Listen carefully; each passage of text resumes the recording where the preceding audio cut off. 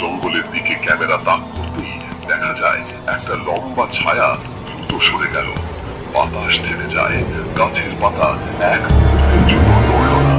কেউ যেন ঠিক তাদের পাশ দিয়ে হাঁটলো, কিন্তু কাউকে দেখা গেল না। বৃদ্ধ পুরোহিত তাদের ডেকে পাঠায়। পুরোহিত ডেকে বলে, যক্ষ ছিল পাহাড়ের রক্ষক, মানুষ তার মন্দির ভাঙায় অভিশাপ দেয়, তারপর থেকেই দুর্ভাগ্য। সাংবাদিক সন্দেহ করেন এই গল্পের পেছনে আরো বড় কিছু আছে। টিম যায় ভাঙা মন্দিরে, যেখানে পাথরে খোদাই করা অদ্ভুত চিহ্ন, ভাঙা বেদি আর শুকনো রক্তের দাগ। এটা তো সাম্প্রতিক দেখাচ্ছে, তাহলে যক্ষ কি সত্যি আছে? হঠাৎ বাতাসে ঠান্ডা শ্বাসের মতো শব্দ, মনে হলো কেউ অদৃশ্য চোখে তাকিয়ে আছে।